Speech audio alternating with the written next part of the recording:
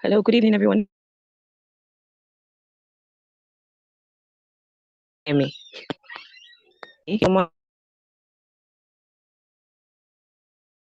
help me confirm if you can hear me. Yes, we can. Yes, we can hear you. Chalia, can you hear me? Can anyone hear me? We can hear you. Okay. So good evening, everyone. We're all welcome to another exciting class.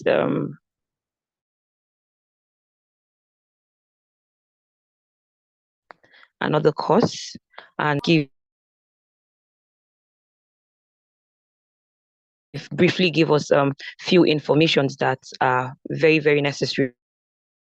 You don't have been dropped, and so many of you have made efforts in joining your parties. So this is how we're going to be taking attendance. We're going to be taking it in a different dimension.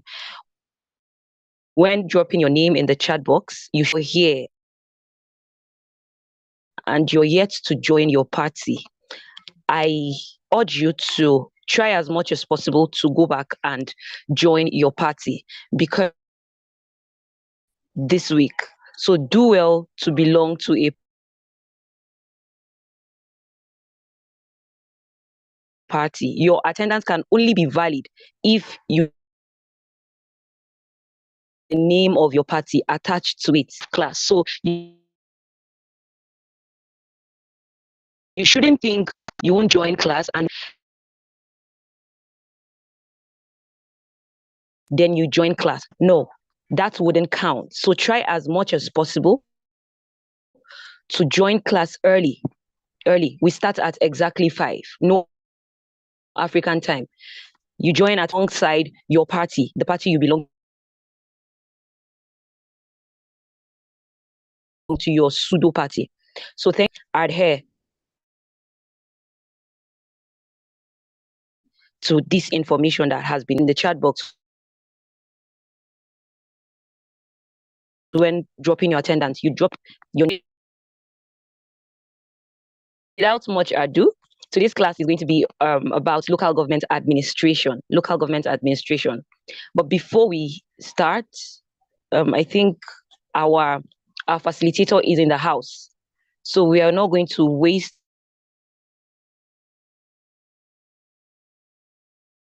any much time. I'm going to go straight to reading his profile so we know who our facilitator is.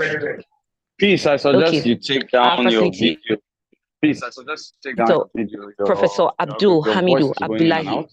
I suggest you take down your video, please. You'll be using less. I suggest you take down your video so that you're using less market. Your voice is breaking. Okay, is anyone speaking?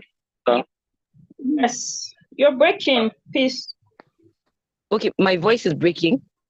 Yes, please. So Edie said you should take down your video so that you use less bandwidth.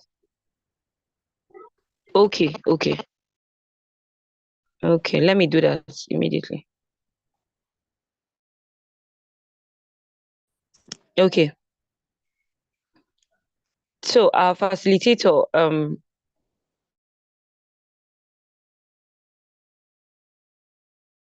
Professor Abdul Hamid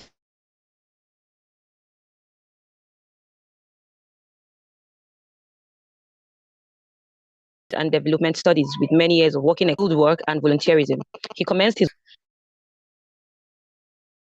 studies, where he rose to the rank of senior lecturer.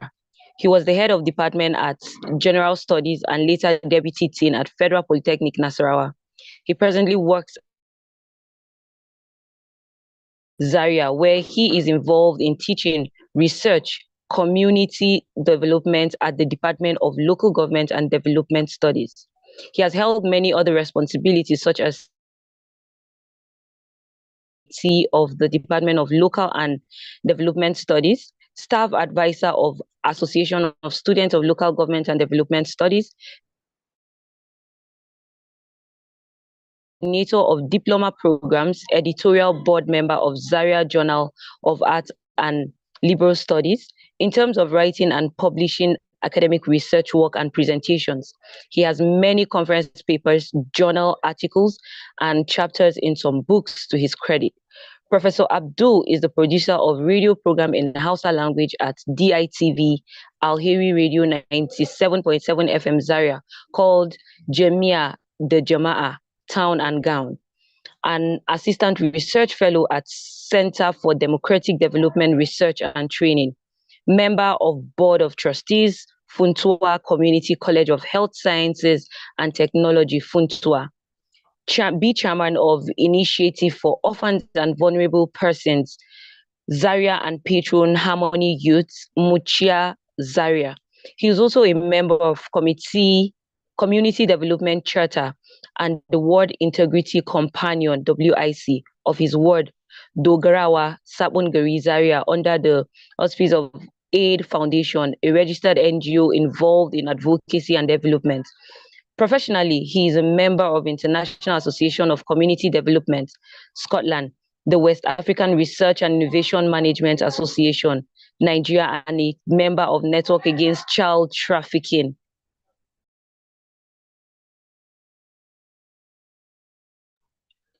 Okay, sorry for that. Development Scotland, the West African Research and Innovation Management Association, Nigeria, and a member of Network Against Child Trafficking, Abuse and Labor. He's the Deputy Director, North Central of the Electoral College, Nigeria. He's also an Associate Professor of Local Governance and Development Studies from the prestigious Ahmadu Bello University, Zaria.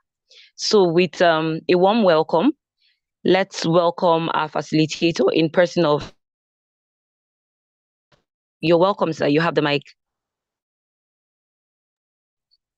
Thank you very much, Dr. Hamid. And you know what they didn't add to your bio is that you taught the ED in 100 level in local government administration while I was in school. It's a pleasure to always have you, sir. Thank you very much, sir. I remain loyal, sir. Okay. Good evening. Am I very audible? Yes, you are, sir. Thank you very much. Thank you. You see, I don't know why the ED should. Anyway, it's ED Africa, so I'm comfortable since I'm in Nigeria. Thank you very much, the presenter and students. You're welcome, or prospective politicians that will change the narrative of Nigeria. You're welcome. I think we should take this class very, very serious because I have tried to change the dimension of the study of local government administration in Nigeria. Because the ED has always been saying, where is our money going? That has been going to the local government. Every allocation, the local government gets a share and the rest of them. Where is the money going? And out of my little research, I realized that one of the pertinent questions or one of the pertinent things is that do even the local government have the capacity? Do they even know where they're heading to? And that is why it's the cross of this presentation. Next slide, please. Next slide. Now you see, this is a typical market anywhere in Nigeria. Anywhere in Nigeria, you can see this is a typical market. Why I'm concerned with this is because local economic development is primarily the responsibility of local government. Every one of us come from a particular local government. So we must understand the local government system. We appreciate the current human and material resources, and then what we need to do, especially in terms of revenue management. Then we now have the conclusion. Please look at this map, look at this picture very well, because at the end of the day, we shall be able to ask you some questions. How do we get things better? Imagine if there is a fire outbreak here, who will escape? Imagine if a trailer should miss the road and crash into the market, who will escape? Next slide. Now, this is a preliminary showing us that there is 774 local government, and these are some of its responsibilities. Go ahead, next slide.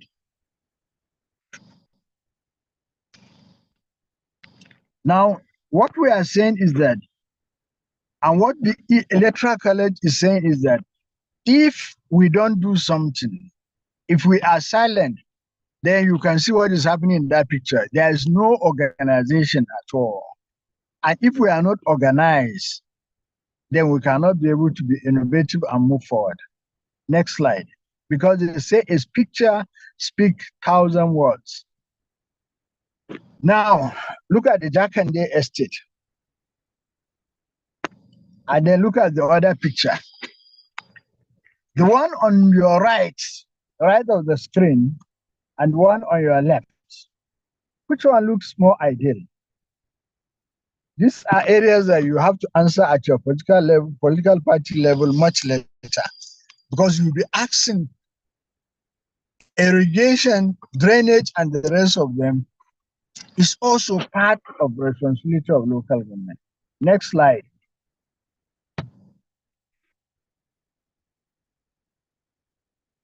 Now, this Obalende Road in Lagos. I'm using Lagos specifically because Lagos is the economic capital city of Nigeria. Now, if there is economic problem in Lagos, then the whole of Nigeria will catch cold. But look at what is happening. Next slide. Flood. Now look at a primary school. Look at an ideal primary school and look at our own primary school. Mind you, primary school fall also under the umbrella of local government. Look at the swimming pool there. So imagine the disease and the rest of them that the children and teachers are going to be exposed to. Next slide.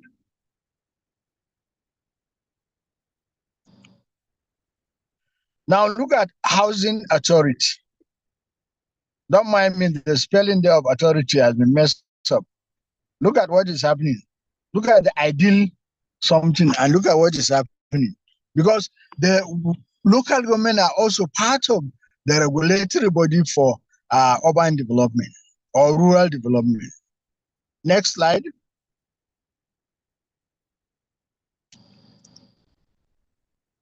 Now, refuse and recycling.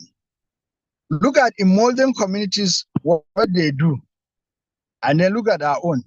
Scavengers are searching for pieces of something that they can get out of the refuse dump, forgetting about the fact that most of us, when our handset get bad, we throw it into the dustbin, and then they contain radioactive material that are harmful to the body.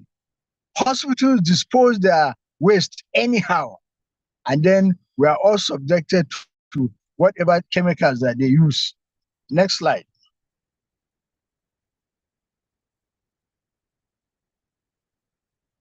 Now, you can see the street market there.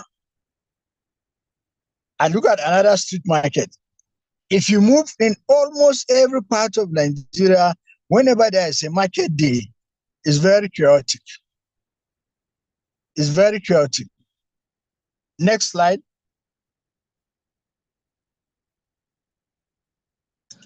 Waterfront. You remember what is happening in the coastal area, oil spillage and the rest of them, erosion.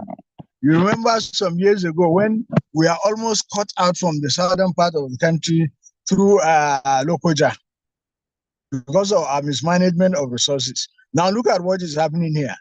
Look at how the water has been, you sure people come there to watch and then do some tourist activities. But look at in our own case. Next.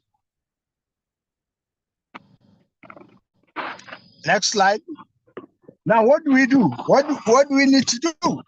We need to understand that local government exists to provide service.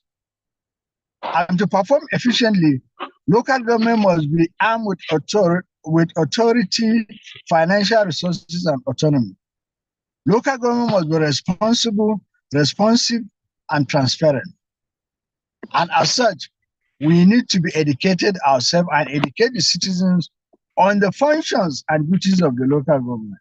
By so doing, we are empowering them to be involved in the functioning and the understanding of the role they can play as citizens, especially in demanding accountability. Next slide. Now, the local government, some of you may begin to ask local government sources of revenue. Basically, it is two, external and internal. The external is made up mainly of statutory allocation, while the internal consists of number of revenue heads. Next slide. Now, these are some of the sources of the internal generated revenue, fines, and the rest of them, right?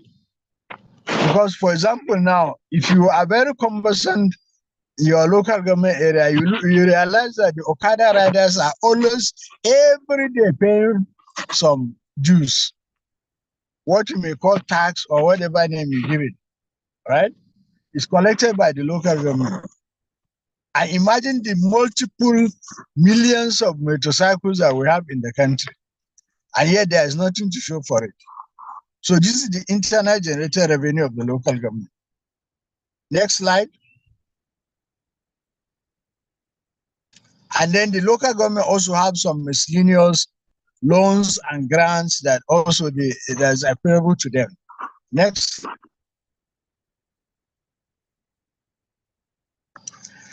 Now, revenue management at the local government level. It is very important for us to understand that the revenue management, just like in any other federal or state establishment, they are based on the statutory laws that govern such an establishment. But to what extent is those laws followed? That's a different thing. Because when you say there are no laws, there are laws. That's what I'm trying to show us. Next slide.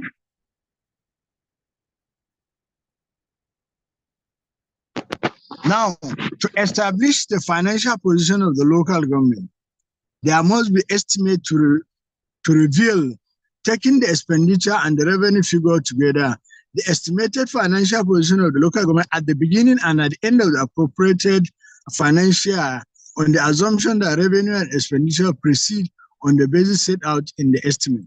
This enables the soundness or otherwise of the financial position of the local government to be gauged. Is it happening? Is this what is happening? Or there is a unilateral position taken by the local government council under the auspices of the governor or the Ministry of Local Government and the Ministry of Local Government Service Commission. Next slide.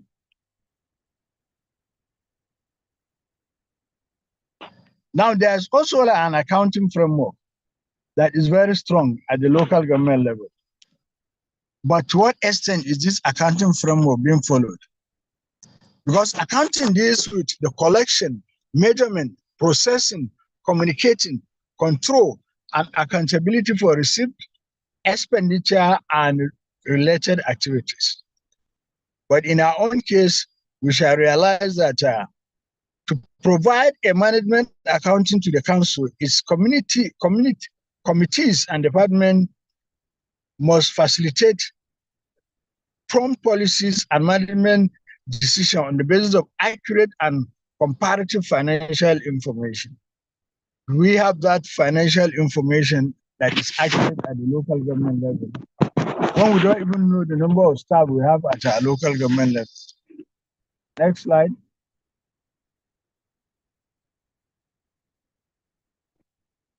Next slide. So what I'm trying to show here is that the financial responsibility of the local government begins with the financial management, then followed by the auditing system, assisting in protecting the asset and interests of the local government by carrying out a continuous examination of activities in order to detect fraud, misappropriation, inaccurate expenditure, and losses due to waste, extravagancy, and maladministration. And the auditing is supposed to secure the continuous maintenance of a sound-based system of control within each area of the departmental responsibility. But the chief auditing officer of the local government is appointed by the state. And as such, the local government account is audited by the state. So anything that happens, next slide, you know what it means. Next slide. Now, when we say accountability, what do we mean? Accountability means leading by example, setting clear expectations, setting achievable goals, having frequent conversation, providing feedback, be considerate, create an environment of trust, maintain equilibrium and quality among staff. When you do this, then you are now being accountable. Next slide. I'm very fast because I want us to discuss these things. Then what of transparency? Transparency is ways to create transparency at work, break down the silos, sharing information and mistakes, show and tell results, create communication channels, invite questions, document every process. You see, I like that last aspect, document every process. Now you'll be surprised that in terms of documenting every process, when you go to the Ministry of Local Government and ask what is the appropriation done to the local government in the last 10 years, you'll be surprised that that documentation may not be there. And if you come to the local government, you also realize that it may not be there. Then how do we get the developmental aspect that we need when the available records are not available? Next slide. Then there is this fiscal sustainability. The fiscal sustainability is establishing the goal of balancing the planet, people, and profit to produce success and viability in the long term. What this means is that will be regarded as unsustainable if it fails to safeguard the health, safety, and welfare of the most cherished asset, employees. So fiscal sustainability analysis is a use of simple set of tools to analyze a government budget, its debt position, and leads to conclusion, giving the government debt level about the appropriateness of the fiscal policy. I remember there has to be gender-based or gender-sensitive budgeting. It is the most important part of fiscal sustainability. Next slide. Next slide.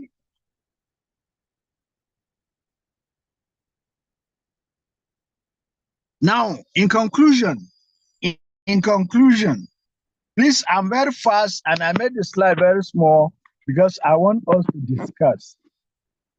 In conclusion, for local government to respond promptly and adequately to the changing needs of their communities, the system operators will have to properly examine the council corporate goals, decide the relative priorities, articulate plans and programs, set targets, standard, monitoring measures, and mobilize financial resources with emphasis on those generated internally and externally to accomplish an agreed goals of financial management in all activities of the organization. That's in all activities of,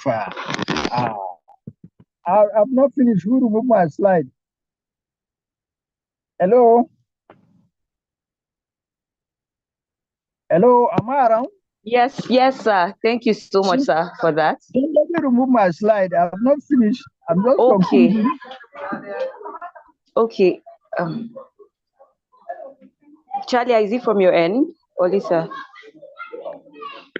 Okay. So in any case, let me just also inform the host that in Kaduna State, I'm also a member of the Kaduna State local government accountability mechanism.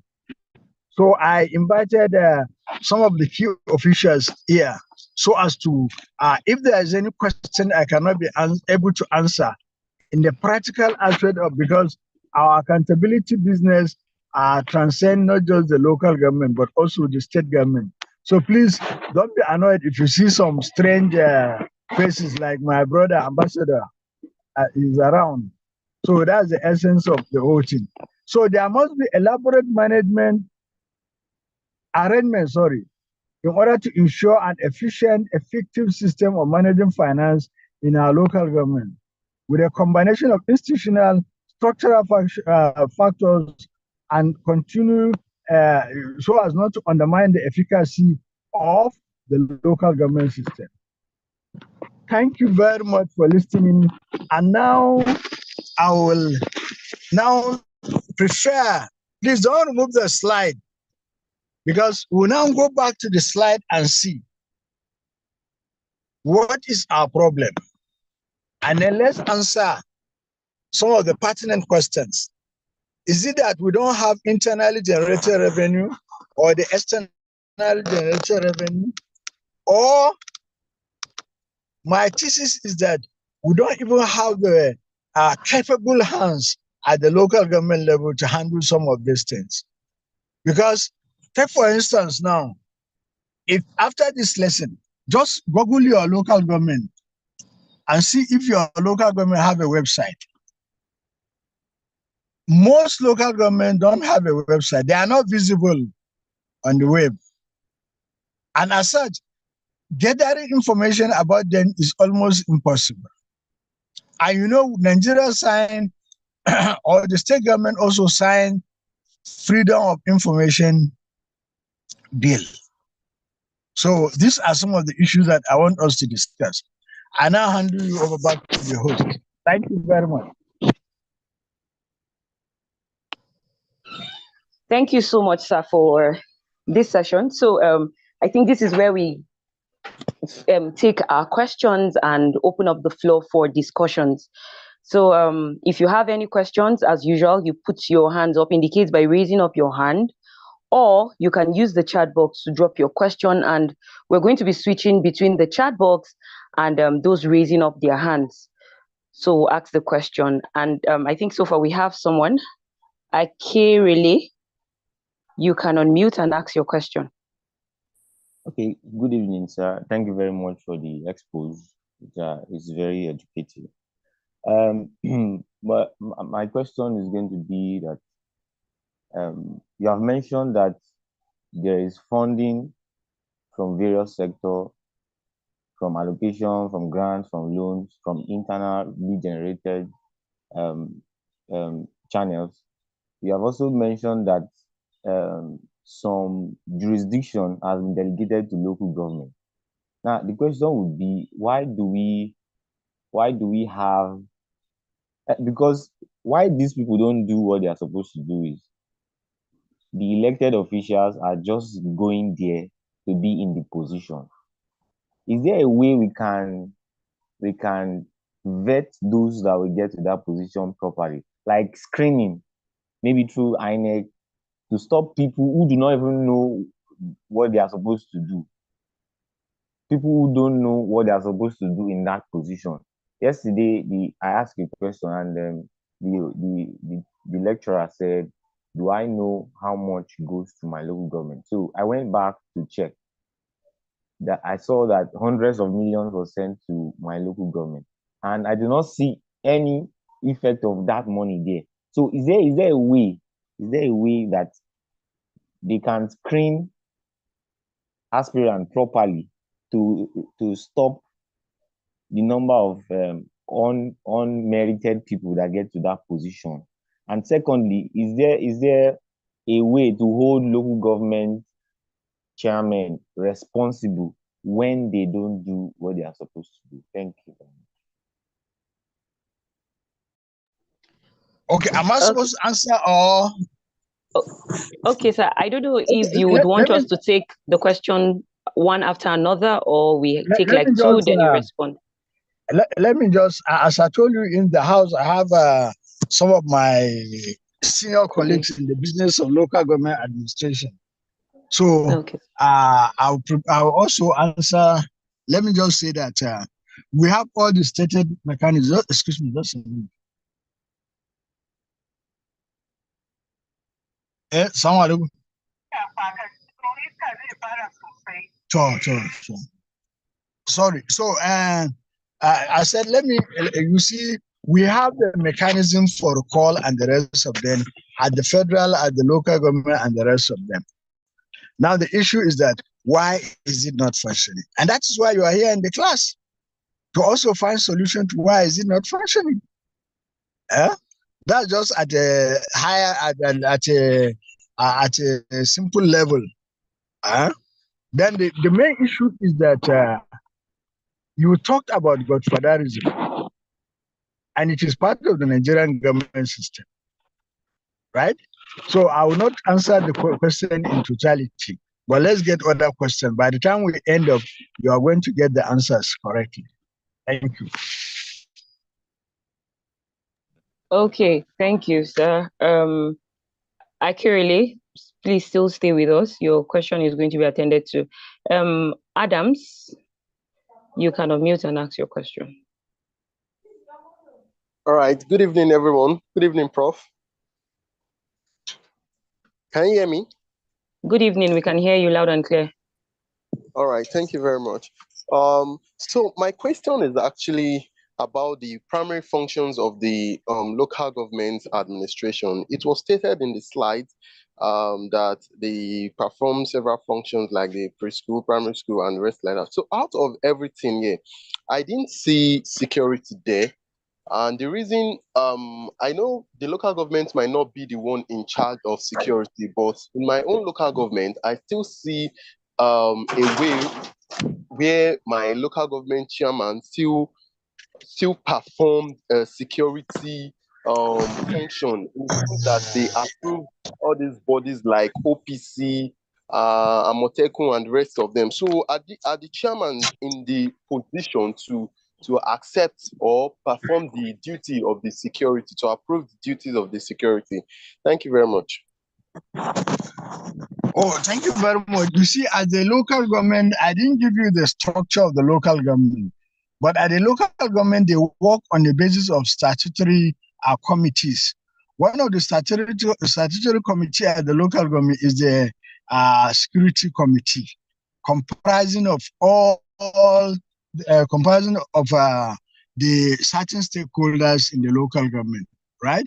But basically, what I want you to understand is that so these committees, right, exist and they now take charge of security. But what I want you to understand is that the local government itself, right, under the Constitution of Nigeria, received directive directly from state government. Directly from state government. And that is why its finance is also tied to the state government. So because of that, the security attitude of the state, the local government are part of that security attitude. They are part of the stakeholders in the security attitude of the state. And that is why, for example, if we go into details, we realize that one of the reasons why local government don't have money is because they have what we call extra budgetary expenditure. Each local government in Nigeria takes care of police in their jurisdiction, takes care of part of the army, take care of the customs and the rest of them. And again, they also take care of, excuse me, they also take care of the first lady of the state if she's visiting the local government. So they have to also take care of her. That's all those ones are extrajudicial expenditure. So all those are summed up into why the local government is part and parcel of security acted of the state. Thank you.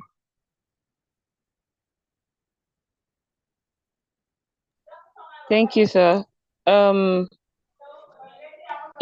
Okay, Ibrahim, you can unmute and ask your question.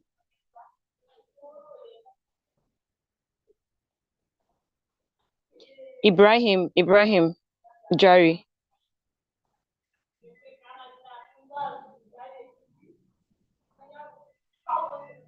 Hello, good evening. Good evening, sir. Okay. Prof, I want find something about local government 1976 local government reforms. You know, this reform is one of the problem of local government in Nigeria. In fact, the reform was, it was during the military era under the chairmanship of Dr. Akinola Aguda. Okay, these reforms, people were complaining about it because it almost alienated traditional rulers and traditional institutions from the affairs, entirely from the affairs of the state. Now, from the affairs of the country. Now they are even complaining of that.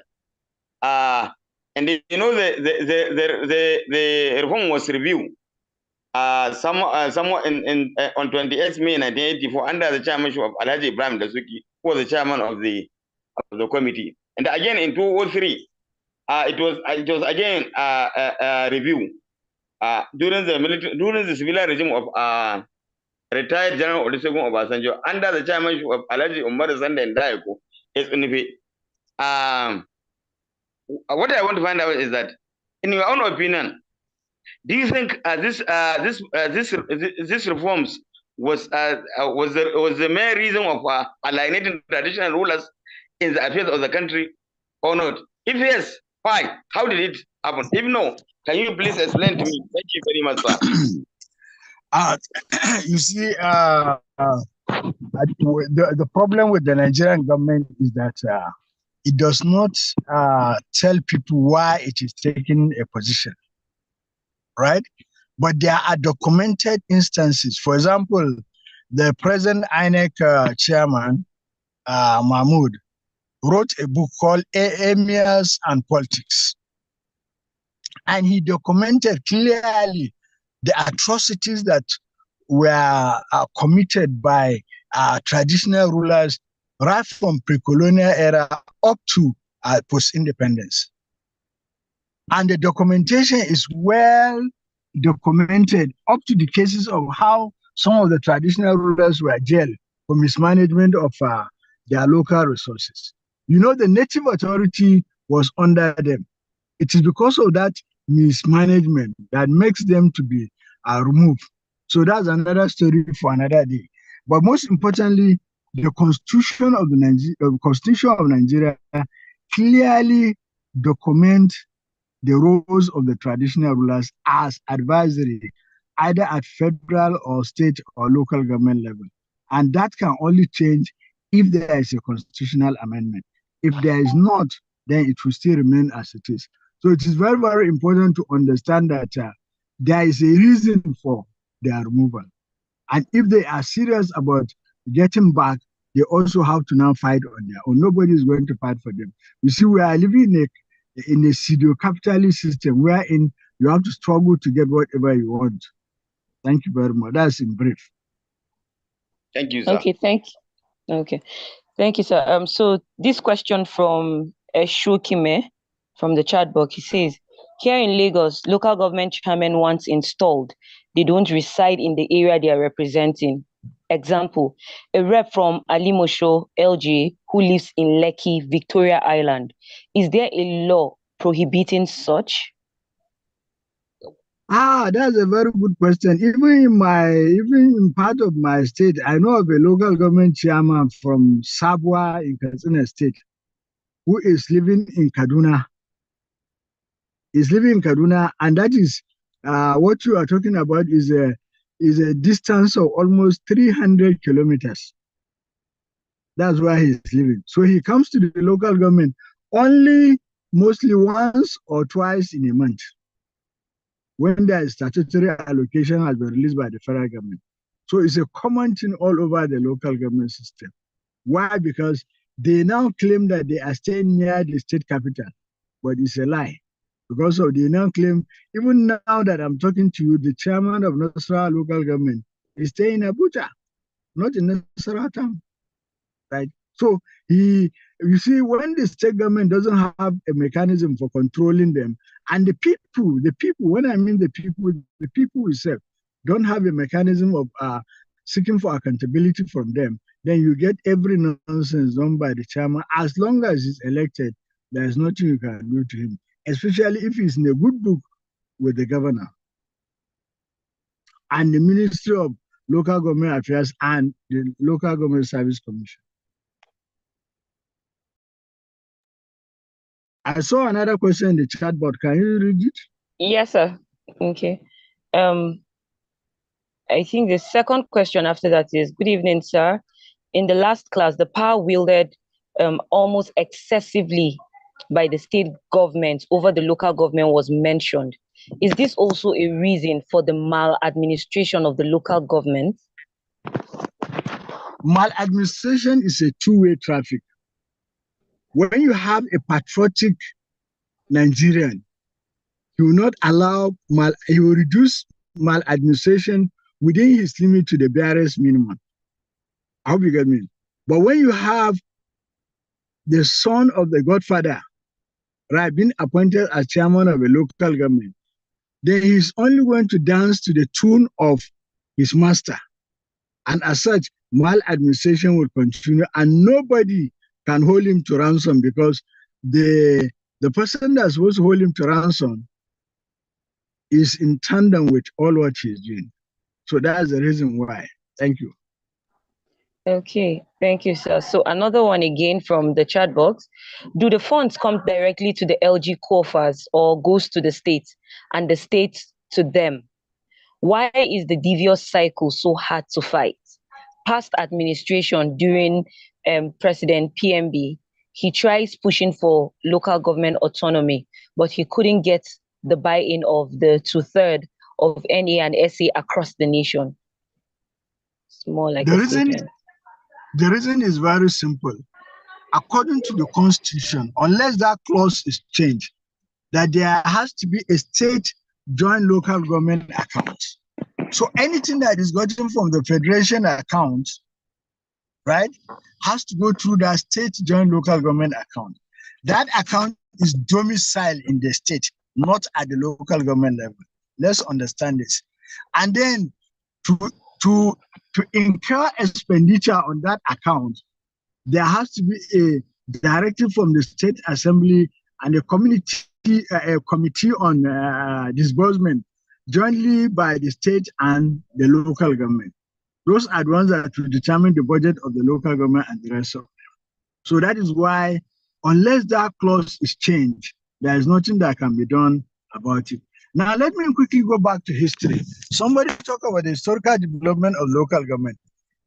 You see, during those reforms, especially during Babangida reform, era Babangida gave autonomy to the local government so that money is sent directly to the account of the local government. But what happened? I remember vividly one of the chairman, not one chairman, I think almost 3 to 4 chairmen from Benue State. Immediately the money was gotten, and then Imo State, I think, and Anambra State. Immediately the money got into the local government account. They all packed the money and then abscond. And I don't think up to today they have been traced. And that was the reason why the federal government gave enact that constitutional provision that there has to be local government state joint account because of the lawlessness and lack of mechanism of control that will now be enforced at the local government. It has not been set up. So unless we campaign for setting up a mechanism of control that will now control the local government in such a way that they cannot abscond with the money of the people, then it is only after then that we can now have a good direction.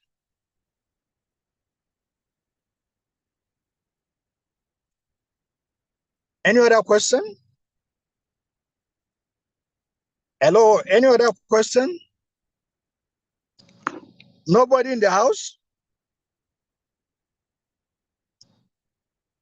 Hello, nobody in the house? Hello, Peace, we can't hear you. You're muted. Are you speaking? I'm saying that nobody, any other question? I'm not muted. Okay, no, I was talking to the moderator. Okay, let me check the chat box. I can't see anybody's hand being raised. Okay, there's still some hands. Isaac, you can unmute and ask your question.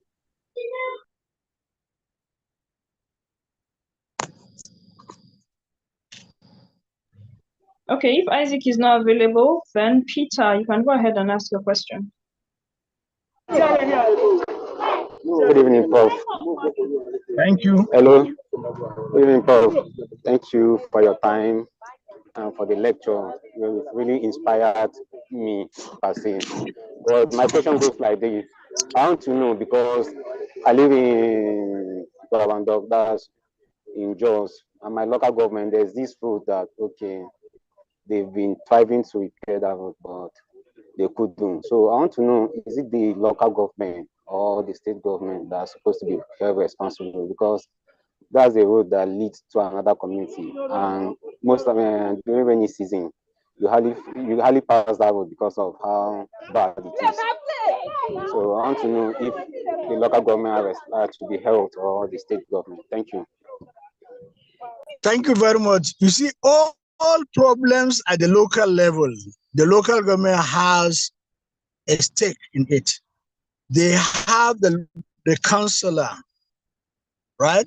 They have the councillor, they have the supervisory councillor in some cases, and then they have the chairman. It's only meant for them that if it is beyond their responsibility, then they now table it at the state level. And if it is not a state level, if it's not a state level issue, they table it at the federal government. But a local government that is proactive can be able to intervene, right? Make a case for intervention, and the state will approve it, and then they will not intervene in that case, and they repair whatever needs to be repaired. But it all depends on the proactive nature of the councillor, the chairman, and the rest of them. I hope I've answered your question. Okay, thank All you, the sir. hosts, We're here. Can you hear me, sir? go ahead. Okay, Solomon Yunana, you can unmute and ask your question. Solomon. Yes, hello. Good evening. Evening. Yeah, good evening. Thank you, sir. Thank you for the good lecture. I really appreciate it, sir. My problem is the politics of local government. From the lecture, I learned to understand that local government is the creation of the federal government. But federal government created the local government, I believe, with authority or autonomy to do all the activities without any external interference from the state government. But why is it that the state government always intervenes in local government business? Is it constitutional that local government will always be intervening in local government businesses? Because some governors, sometimes they do remove the local government chairman on an allegations of misappropriation and so on. So I want to understand if so, what's the use of the councillors then? If the state government will always be intervening on local government businesses, then what's the use of the councillors? Thank you, sir. Yeah, that's a very good question. Of recent, there's a state that conducted local government election, and the party in power, the party of the governor, sweep all the positions. So the opposition parties could not get even a single seat in the local government. This to show you that the state government is firmly in control of the local government. And this has a constitutional basis. The constitutional basis is the state joint local government accounts. And then there are also other provisions in the constitution that give the state power over the local government. And that is why they have overwhelming power on the local government, because any decision economically and otherwise that can be taken by the local government without the approval of either Ministry of Local Government Affairs or Local Government Service Commission. So you can see that is why we are in the position we are.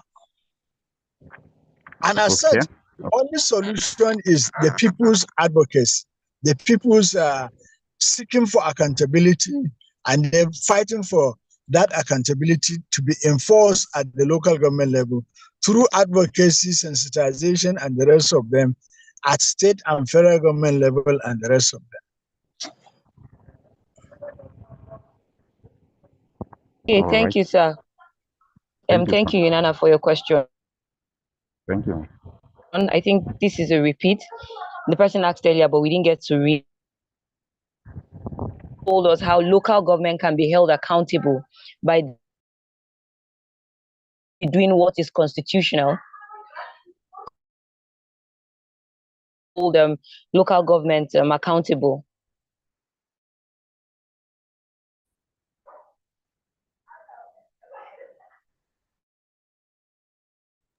The host, please, I want you to unmute Ambassador Godwin. Let him say one or two words concerning the local government. Ambassador Godwin, are you around? Yes, I've just asked him to unmute. Good. Just give him some few minutes. Let him add from what I've said. Ambassador, sir, you can unmute. Ambassador Godwin, maybe he's not in a position to talk, right?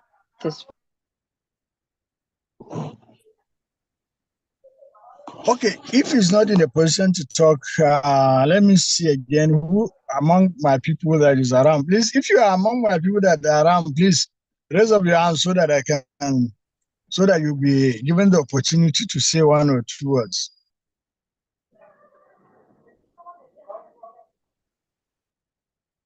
Raise up your digital hand, unless you don't want to talk, especially in explaining the work that we have been doing in Kaduna State in terms of local government and other.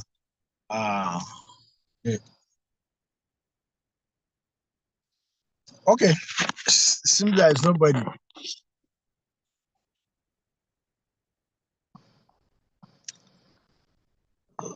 So, Chief Host, can I ask a question? Can I ask the class a question? Yes, sir. So please go back at the beginning of the slide. Any of those markets,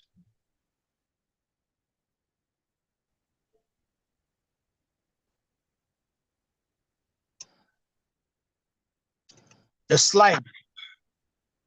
Go back a little bit.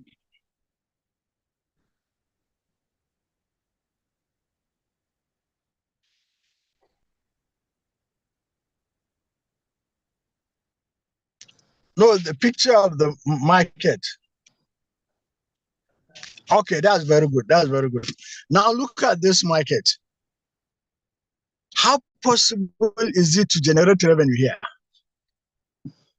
Can somebody answer this question? How do you get the statistic of those that are selling something, and how do you make them to pay their tax? And how do you make that tax to reach to the end of the road? Right? Anybody from the class to answer that question? Why I'm asking this question is yes. Somebody has raised up his hand. Yes, Akirili. Okay, thank you very much, sir. How you can? I don't think it's possible to generate properly any revenue here because there's no orderliness, and you will not be able to trace. You won't even be able to know the number of persons working in that market, and so you will not be able to trace who is selling what and who is making how much and how you are going to get all the money. Thank you, sir. No, it is not just the issue of collection, but also remittance. Yes, yes, any other person? Okay. Tukur Aliyu. Tukur Aliyu. Tukur Aliyu. Okay, if Tukur is Good James. evening, everyone. Good evening. Okay. Good evening. My name is Tukur Aliu. Good evening, Professor. I think there is no way to generate any revenue. Being here is very disturbed, random. Can you hear Okay. me? Hello? Yes. Okay. So I don't think, I think Kerala has already answered. Isaac James' hand has been up. He wants to ask a question. Isaac James, Is go a ahead. question. Yeah. Please, those of you that have raised your digital hand and has been answered, can you lower it down so that Isaac James, go ahead.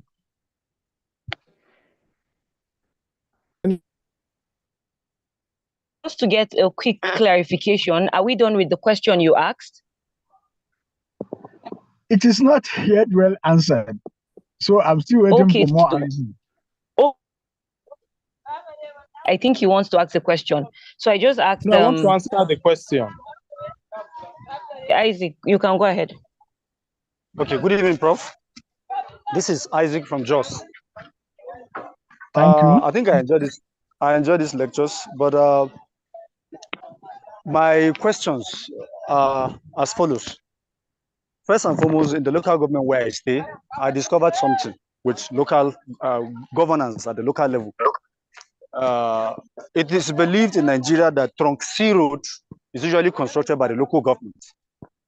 But I've discovered a situation where a state governor, having won the election, in a way to reward his voters, will go down to the community of those people and begin to repair a road that is supposed to be constructed by the local government.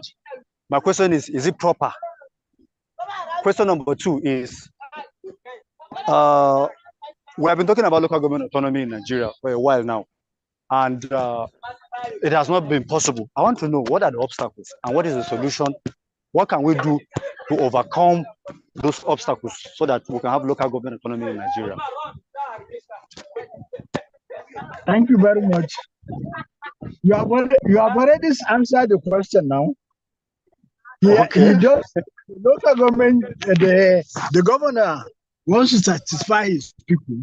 So automatically he resolves the power of the local government. And that cannot be possible without the consent of the chairman of the local government or the local government council. And mind you, the local government council are all under him. None of them has the right to oppose him, because if they oppose him, he has the right to also get them removed. How do you understand? So those are the reasons why. Now, to get the local government on track, there has to be some constitutional amendment. And the state government are the one opposing this constitutional amendment, because those constitutional amendments will mean that local government are independent of the state government. So you cannot have two masters in the same house. You cannot have two captains or two pilots in the same aeroplane. One has to be subservient to the other. And that is why it is happening like that. 400, 800, this guy please. Yes, next. See your sense. Basi, you can ask your question. Rachel. If they don't collect, return now. Okay. Thank you, ma. Good evening, Prof. Hello. So I want to Basi, you can speak. Okay. I want to attempt the question, and I also have a question. So the prof asked if there's a possibility for revenue to generate revenue from this market. I would say yes, because in my state, from my local government, revenues have been generated from markets. As a matter of fact, there are committees that are set to, different committees that are set to receive this revenue, and they have leaders in different levels which they are accountable to, and then the leaders as well are accountable to the state government. They have a process of which they do this tax collection and revenue collection from the market. So I would say yes, because I know of that is existent in my state. And then my question goes this way. in respect to the local government elections, is it right or is it constitutional for the state government to do a concession, like choose somebody to be a chairman and not do an open election? Just that is my as you question. answered, just as you said, is it constitutional for the local for the governor to remove elected local government chairman? They have done it, and they go free with it because they are the law. And as such, they can also decide to appoint transitional chairman of the local government because they are the alpha and omega. And unless the constitution is changed, nothing can be done about it. Okay, thank you, sir. Okay, thank you. Okay, thank you. James, you can ask your question. Abi respond. James. Okay, mine is a response to the question. Okay, yeah, go ahead. Yes. Hello? Yeah, where I stay here in Josao. James, Esho Keme, you can respond. Yeah, I'm here. Okay. Go ahead. I don't know if you can hear me now. Loud and clear. Okay, so it's actually not a question. It's in response to Prof's question and answer. Go ahead, please.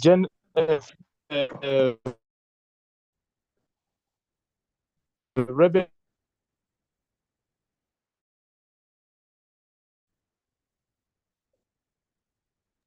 Can anyone hear James? It's just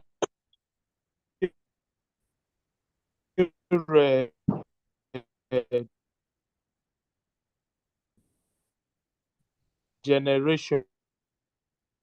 You're breaking, James. You're really breaking. So I think maybe call you back. So you check your network connection.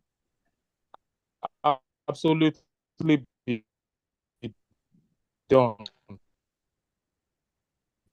Mohammed Garba, you can ask. Because the Okay, good evening all. Thank you for giving me the opportunity to contribute. I'd like to commend the Prof for the presentation. It is enlightening and educating. I'd like to respond to the question he asked that if there is any possibility, I believe the first process that you can follow in order to generate revenue from the market is to work with local association in the market, because they know the number of people that are working in the market. So establishing the data of the people that are working in the market is the first process that we are going to achieve in order to generate revenue from the market, which we will be able to work with that number and generate the revenue and track using that number to ensure that the money has been remitted to the proper authority. That is for the response. And I have a question, sir, regarding the kind of system that we have in Nigeria and in the present local government administration that we have. What is the basic responsibility of our elected councillors? That's my question. Thank you, sir. The basic responsibility of the elected councillor is to harness the problems of their community and present it at the local government council. Depending upon the level of lobbying he can do, and then following the case up, that's how he's going to get what he wants. For example, in Kaduna State, there is the distribution of palliative took place.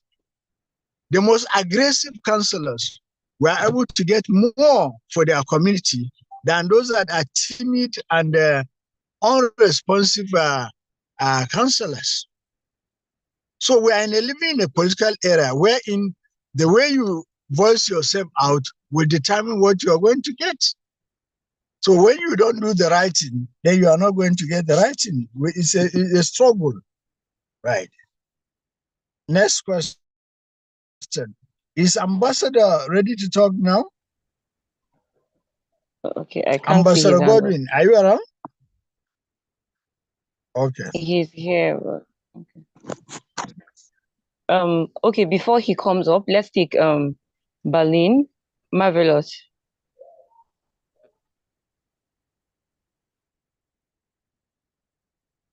Marvelous.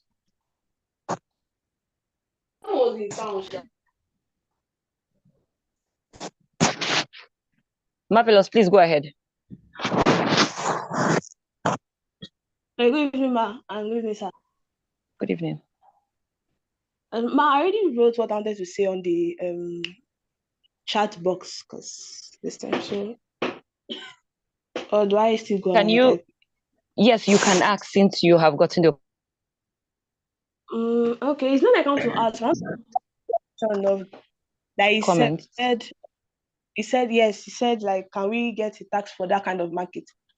Yes, I believe it's possible because let us say I live around all those busy marketplaces. So, and I know that this rugby and everything disorganized places that there are some unions, like some bodies that still find ways to collect taxes from those people. That I don't know if for the local government or not, and they are still able to remit accordingly to whoever is sending them to do those things. So if they want to get internal revenue, I think it's possible. And if those markets people are like maybe they're encouraged, they see what the government is doing, and maybe all those local areas, chairman or the body of councillors, and so there are people that interact with with the masses because they said local government is closest to the people and should be the one to voice the one for people. So I believe that yes, they can be encouraged, they can be led, they can be advised, and they can be recruited to actually pay their taxes accordingly to generate revenues. And of course, since they are all working together, it will be much easier to remit accordingly. So I feel like they can get revenue from that kind of market. Prof, did you get the comment? That's a very good one. That's my own idea because somebody said it. They have local organization. Because if you look at the market, it's not everybody that is selling everything the same. There are those that are selling gari, there are those that are selling crayfish, so they have their own association. Ambassador wants to ask a question. Yes, let me ask him to mute. I don't know what the problem is. Good evening. Okay, good evening.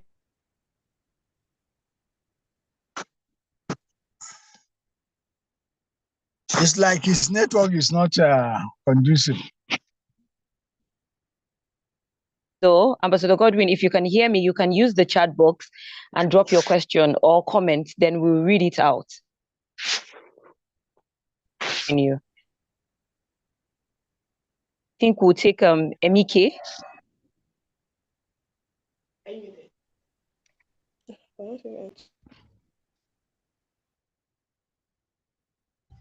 Emike, can you hear me? Yes, I'm responding. Can you hear me? Okay, thank you. Regarding Prof's question, as others have said, well, I'm in Abuja and I know in Buhari, in a certain market, from people, especially people that don't have assigned stalls. Now, properly to the local government, I don't think so, because those people under umbrellas and plan of the market, and they are not supposed, if it's remitted to the local government. I can tell you that at least in Abuja, if that market was in Abuja, money is being collected from them and they're paying something. Okay, thank you very much. I think we will now end that aspect of that market. Now, Ambassador, you said, Ambassador, you said you want to ask a question. Unmute yourself and then let's see if the network is conducive to you. So I just asked you to unmute again.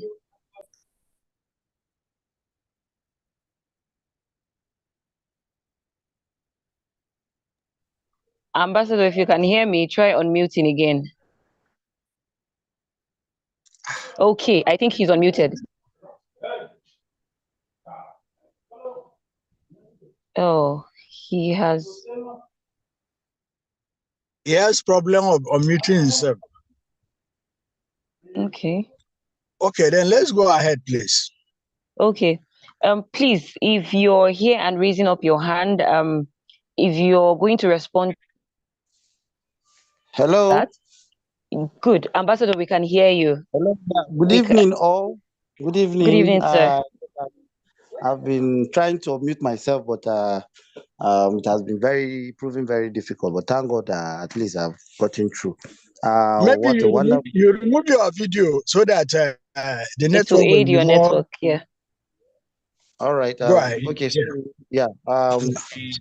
So wonderful to be in the house, and what a wonderful moment to have spent with our able prof after every explanation, and kudos to especially the electoral college abreast with a recent event. I'm from Kaduna State, and I believe Kaduna State is one of the states that has been operating the open government partnership, where citizens have tried to recent times engage government in regards to the local government local government programs and so on and so forth. Let me be on a quick one. We operate in Kaduna State the open government partnership, and we have been having issues in regards to the local government authority, where state executive from the from what you have explained, Prof, try to relate the local government and the aspect of local governance, which a lot has been happening around the state in relation to where you find out that the state government is controlling almost everything about the state. Most of the questions I would have loved to ask is going down to what you said in regards to the local government law. Because some of us as citizens, have been trying to get the aspect of where the local government come in when state government control 90% of our activities that are happening in the local government. And the local government begin to tell you that because soon allocations are sent to local government, the state government, through one or two activities of the JAC, will tell the local government to send back money to some account number. So what I'm trying to know here is that is the local government a government whereby it is being controlled by itself, or is it a government controlled by state government? Because 90% of the activities of local government is controlled by state government. Secondly, for security in local government, it is very relevant and critical that as a government constituted by law, the local government have a right to secure its citizens, being the fact the local government is a government that is closer to its people, and every issue that concerns citizens, it is important that government takes responsibility of security, because the purpose of government is to secure the lives and properties of its citizens. We don't have it in our constitution, because we see that the local government are only playing a role of trying to do what is already proposed at the national, but the local government cannot act on itself. At this point, whereby the Kaduna State, the Nigeria in general operates open government and operates a system of government which is now from bottom to top approach in regards to engaging citizens at the grassroots, and where citizens want to take responsibility in participating in government. Now, the local government, which is closer to the people, how can that local government operate in regards to securing the lives and properties of its citizens and ensuring that citizens take responsibility of their security? Because it is the role of everybody to participate in it. Okay, Ambassador, will have to cut you short because of time spent And yeah, you see, just as I said earlier on, if you look at the constitutional arrangement of the local government, everything of the local government is subjected and detected and controlled by the state government. The local government don't have the right to spend a single penny without permission from the state government. And the allocation is approved at the state level, not at the local government level. So because of that, those are some of the issues that are bedeviling the local government system in Nigeria. And that is why even the issue of security, the local government don't have much control over it. They are under the subjection of the whims and caprices of the state. So they have the security committee, which is a statutory security committee, but it can only recommend. And when it recommends, it is left for the state government to approve that recommendation and then go ahead to try to implement it. And that is why you see that the local government have little that they can do in terms of security. More so that the major security architect is not controlled by even the state, but rather by the federal government. So, and that is why those who are campaigning for what do you call it, state police, they are also missing the point, because the constitution has to be amended before that can even be attainable. So those are some of the nitty-gritty that most people don't know, and it is very important for them. And that is why the Electoral College is here, so as to educate us to understand this nitty-gritty of governance at local and state level, and even at the federal level. Thank you very much. Okay, thank you, sir. We'll take the next question. Micah, you can unmute and ask your question. Micah Ojuchegbe. Micah, can you hear me? Hello. Good evening, everyone. Good evening. Okay, sorry, I was having issues on muting myself. Yes, thank you so much for the class, bro.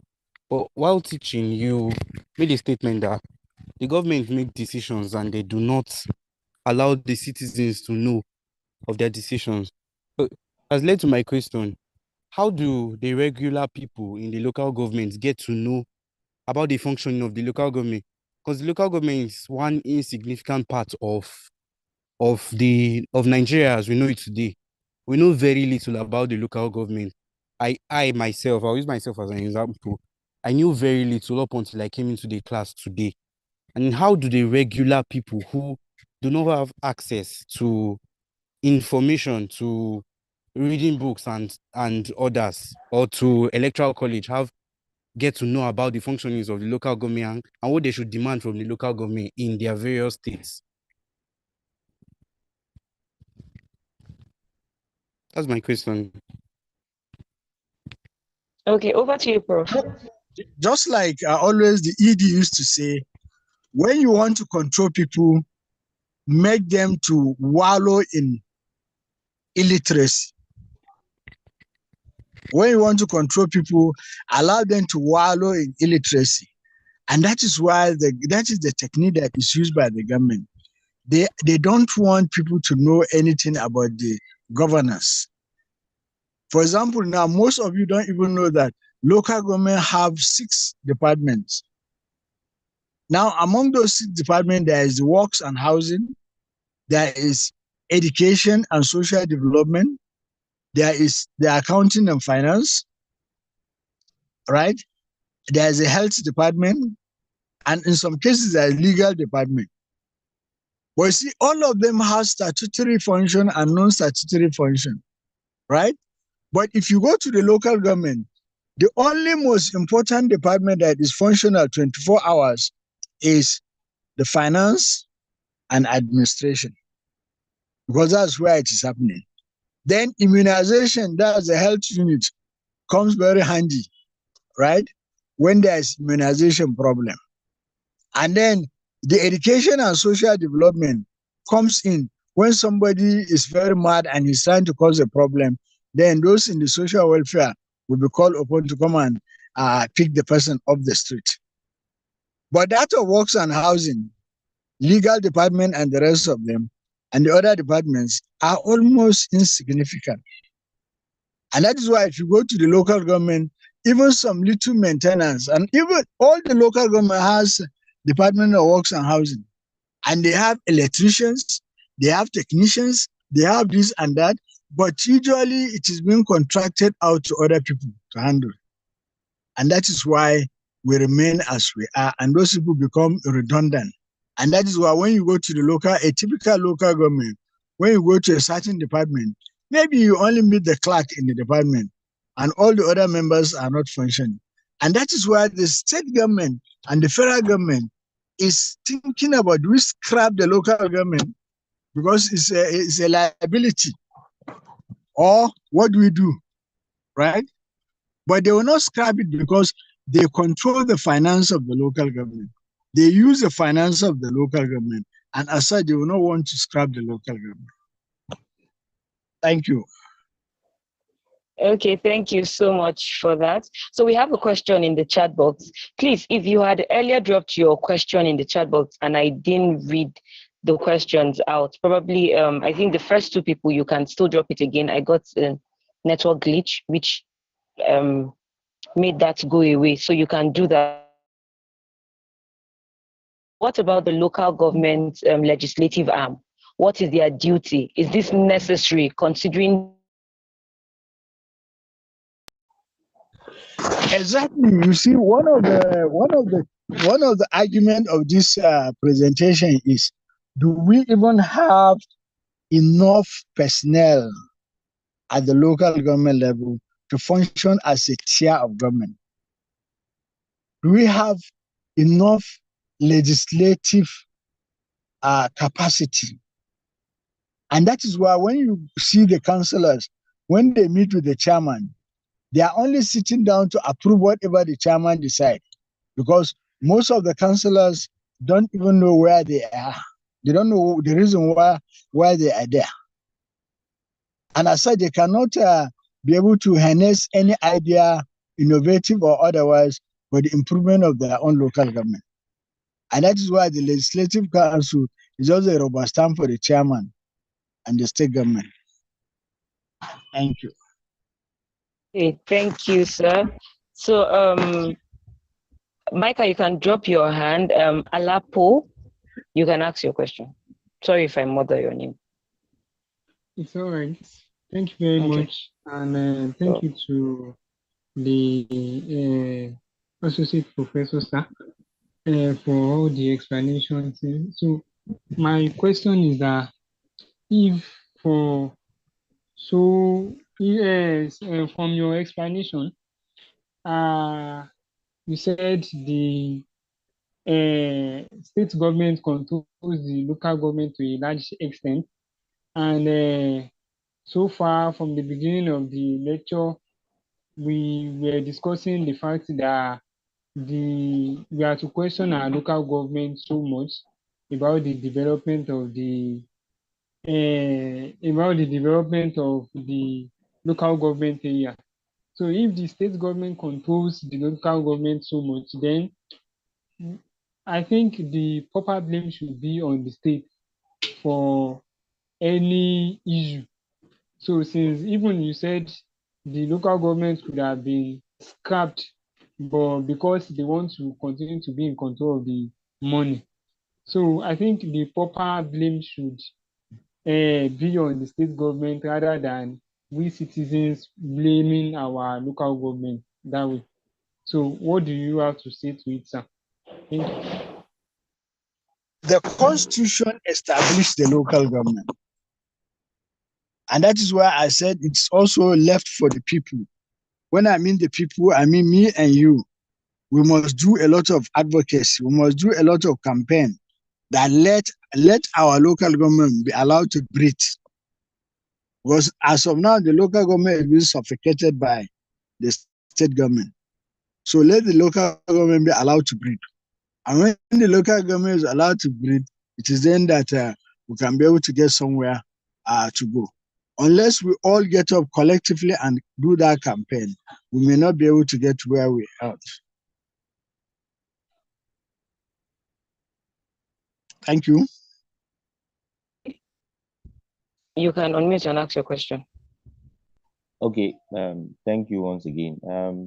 From the way you have answered questions from people, I gathered that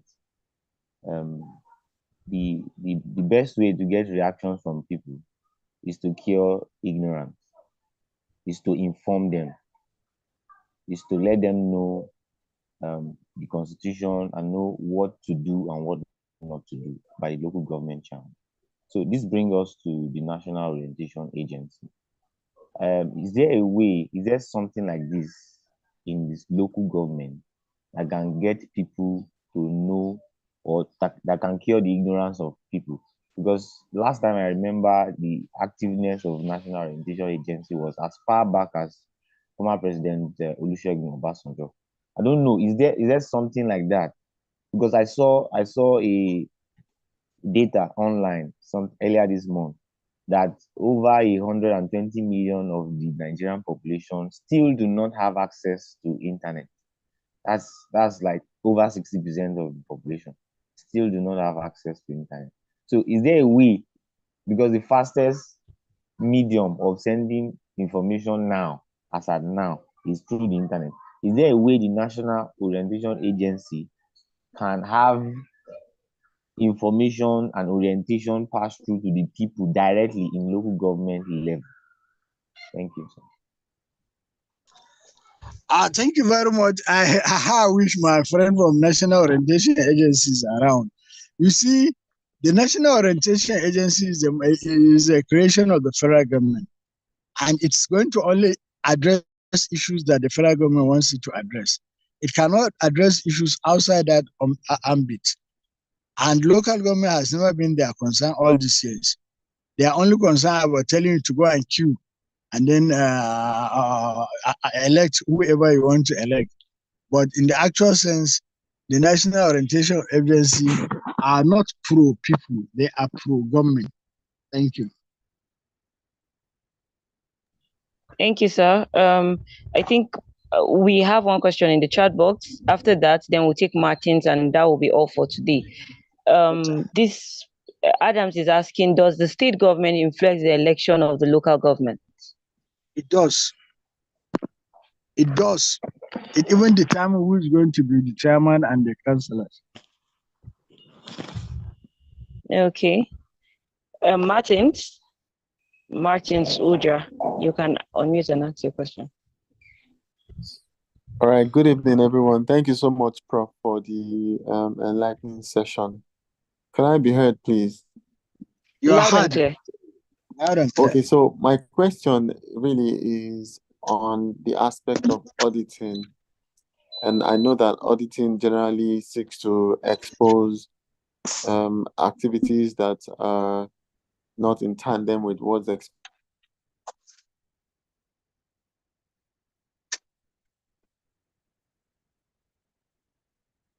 We have lost Martin, right? Yes, I think we just lost him. Okay, so what he's saying is that auditing. You see, I decided to show you all this because they are very theoretical.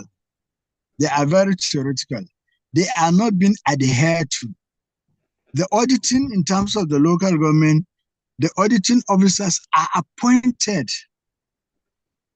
They are staff of the state government that are brought into the local government. So you can see they can only report what is favorable to the state government, not what is actually there. And that is why most of the time, the local government account is always clean. No deficiency, no query, and the rest of them. And it's a problem we are facing even at the federal level.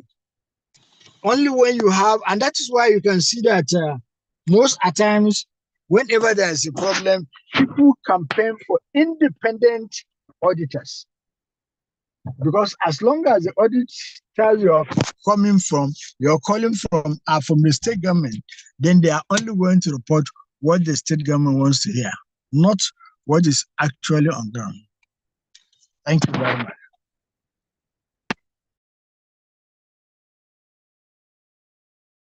Thank you, sir.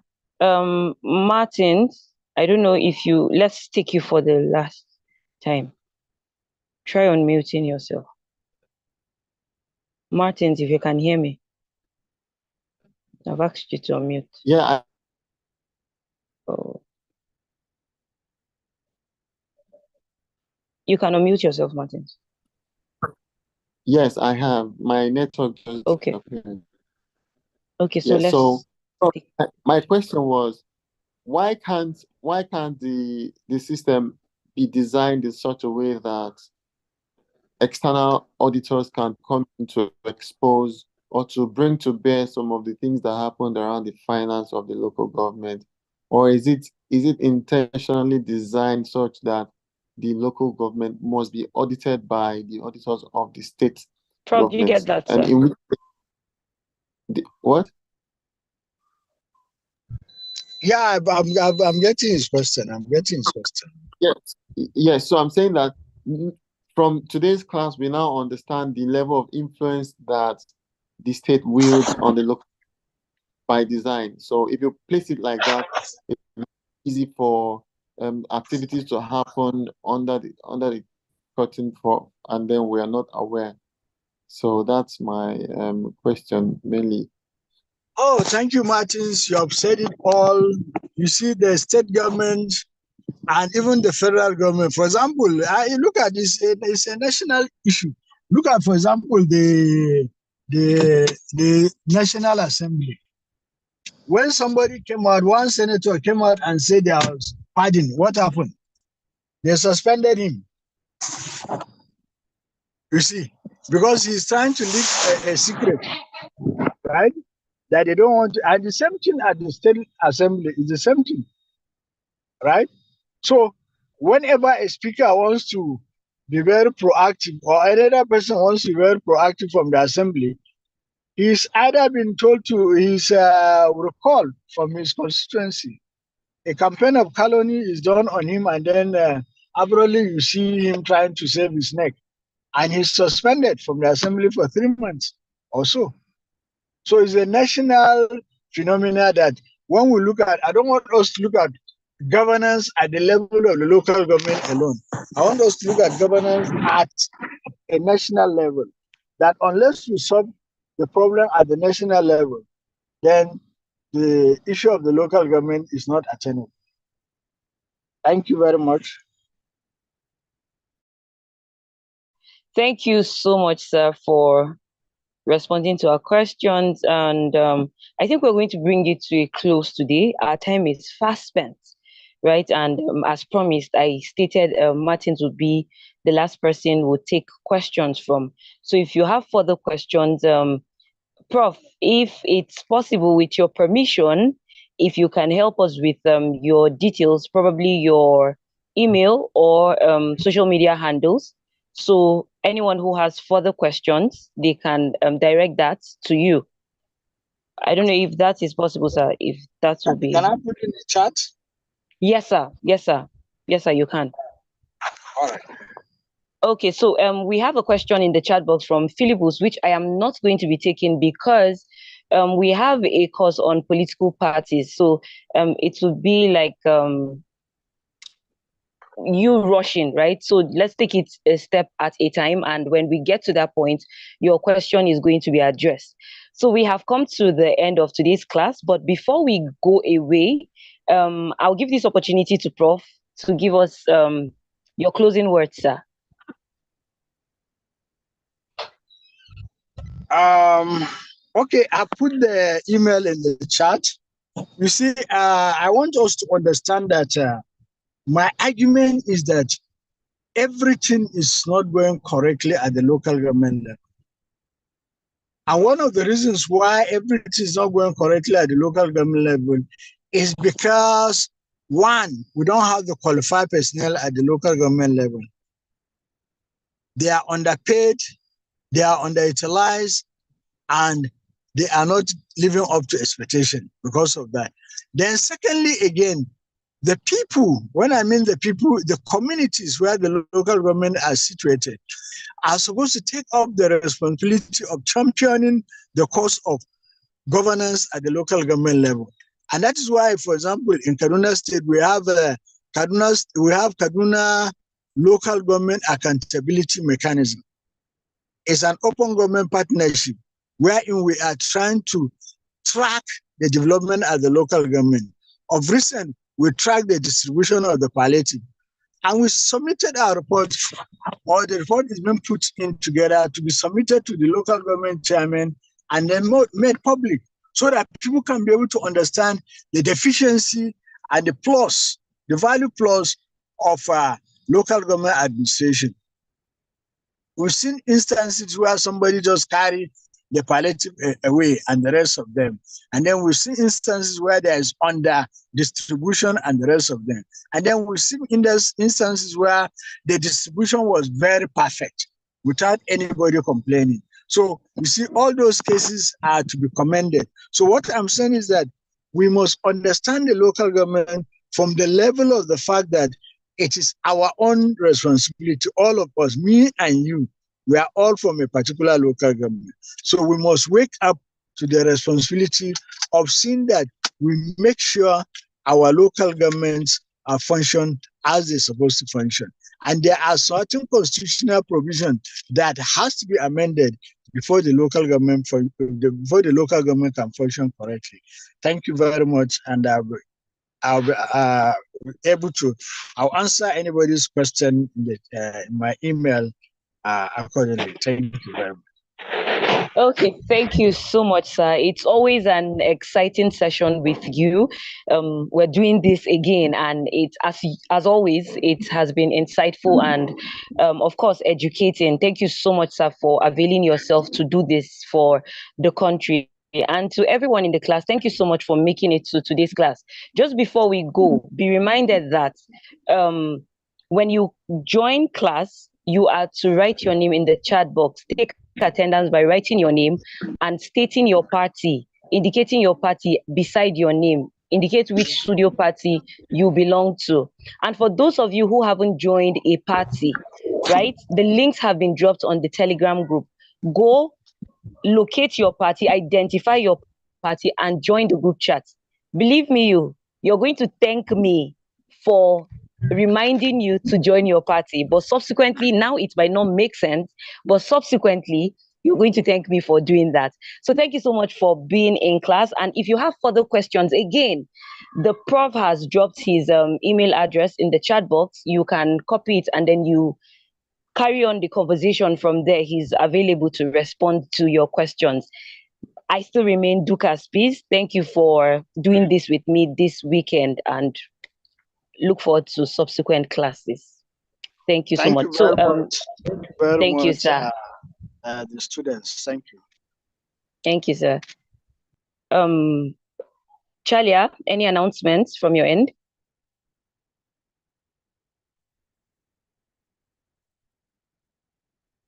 Didi, do we have any announcement from your end?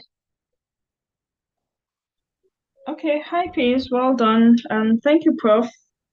Okay, I think the announcements you made are just the announcements on ground. Please, everyone, make sure you join your parties because assignments will start rolling in this new week. And if you're not in a party, then automatically, your participation will be affected, which will also affect your chance at graduation. So please make sure you join your party latest this night. Go to the Telegram, scroll up, check where your name is, and join the link. Please join only the party that you are assigned to, not more than one, and not any other apart from the one you are assigned to. So thank you, everyone, and have a lovely week ahead. Thank you, Peace. Thank you so much, Didi. With this, I think we have come to the end of today's class. Let's all have a restful night.